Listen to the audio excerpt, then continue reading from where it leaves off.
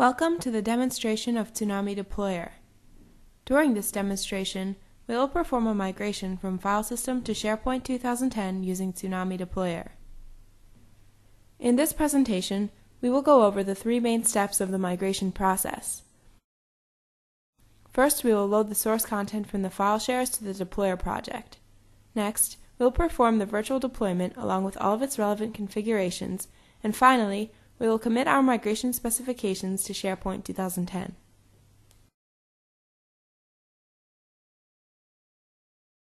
We will start by creating a new Deployer project.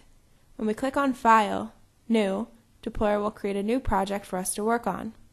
We are prompted to give our project a name. We will call it FileShare Demo. More importantly, we will specify the project folder. We can select a location for it with the Browse button on the right. Next, we will choose our source and target systems from the list. For this demo, we'll choose to deploy from a file system and deploy to our target SharePoint 2010. Our new project is now ready for migration. As you can see, a Deployer project is divided into two areas. The top area is for the source content, in our case, the file system, and the bottom area is the target SharePoint 2010.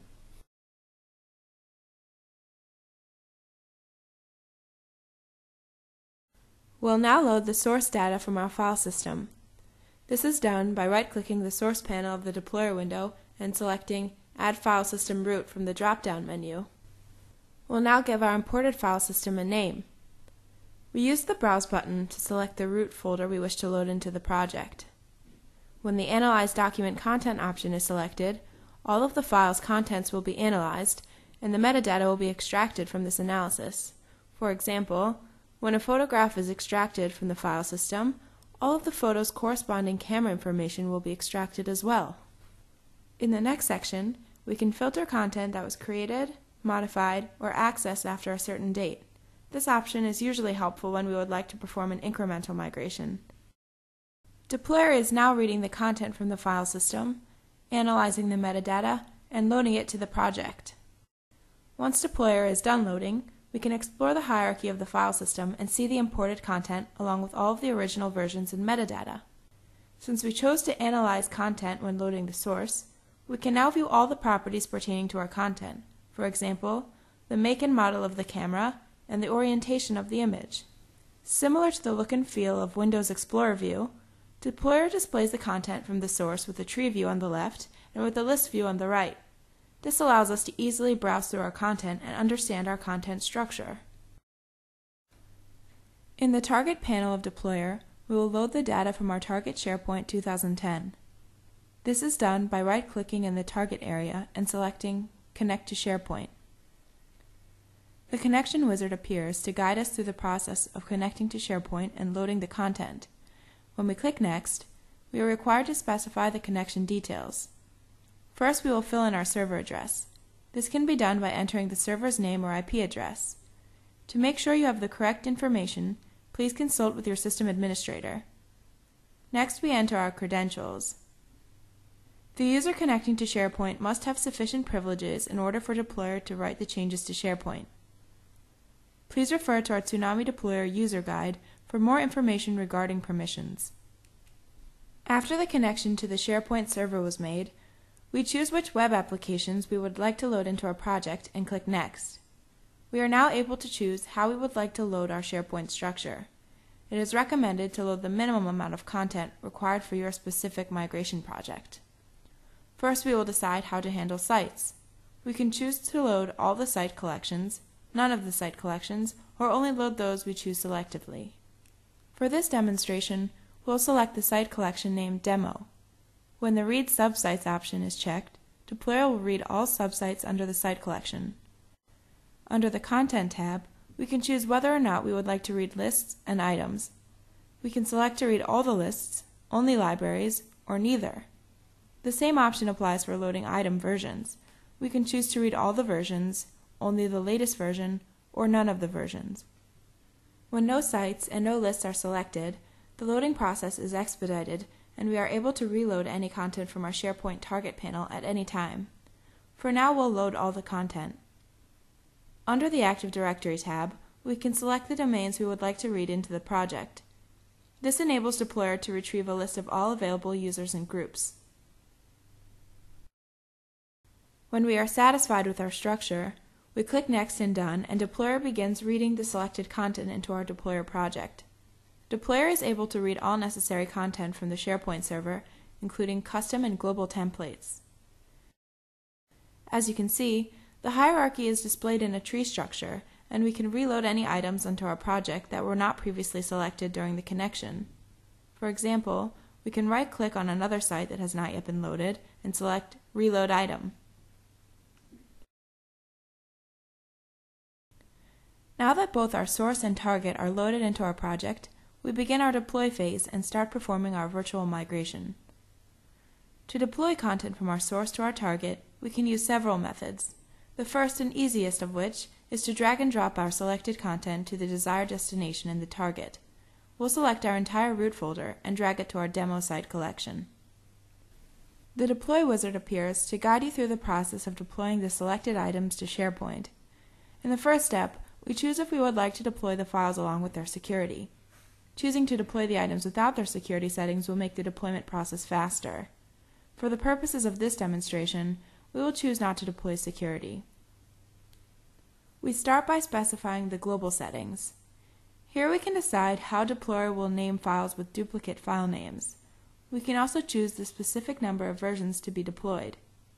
Under the Lists tab, we are able to control some of the list settings in SharePoint, such as support major and minor versions and attachments, and so on. In the Define Deployment Structure panel, we have the ability to control the hierarchy of our deployment, including site and list templates, folders, and so on. The deployer automatically suggests how to deploy the items from the file system to the corresponding SharePoint items. For example, when we deploy the entire root folder, we can choose to deploy it as a list or a site. We'll choose Site. Deployer then suggests that the folders below it will be document libraries. We can choose to migrate the marketing folder as a subsite and control the content within it. Within our marketing site, we will designate our logo library as a new picture library, and our proposals folder will alternatively be designated as a new document library. Deployer also gives us the option to migrate our content with or without the hierarchy structure. If we choose Flat Deploy, the items are migrated on the same level and the hierarchy is not deployed.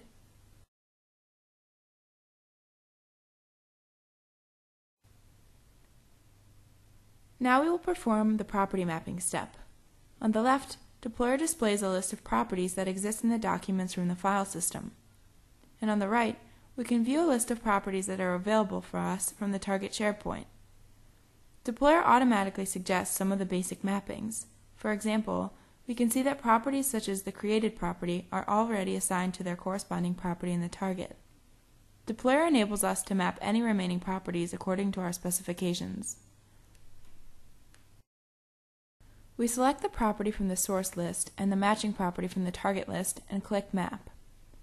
The link on top can be used in case the target has fewer properties than the source. This will tell Deployer to add any of the missing properties that we select. We'll now add the following 3 properties from the source to the target: creation date, creator, and keywords. Now that we have finished mapping our properties, we need to map the associated values of these properties. Once again, the Deployer intuitively maps values in the source to target values with the same name. For example, administrator is automatically mapped to administrator. As we did for the property mapping step, we can select our own value mappings using the Map button. We'll click Next, and we are now ready to deploy.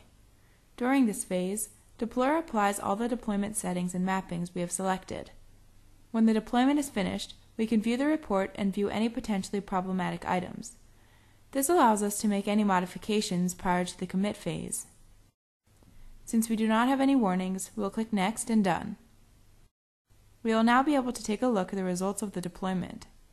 Within Deployer, we can view the properties in the target panel and confirm that the metadata associated with the items which we plan to migrate to SharePoint are all preserved according to our specifications.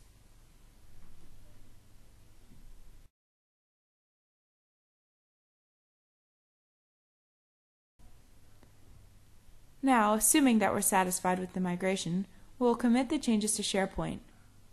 By committing our project, we tell Deployer to perform all the changes that we made virtually and write these changes to SharePoint. During the commit, the actual content migration physically copies the source items to the target library, list, or folder on the SharePoint site, while updating their metadata properties according to the Tzunami Deployer project definitions. We'll right-click the new site and choose Open in order to open it in SharePoint via Internet Explorer. We can take a look at all the site content and see that the migration was successful. This concludes our Tzunami Deployer demonstration for the migration of content from File System to SharePoint 2010. We thank you for your time and welcome you to visit our website in order to download an evaluation version of Tzunami Deployer and learn more about the Tzunami family of products.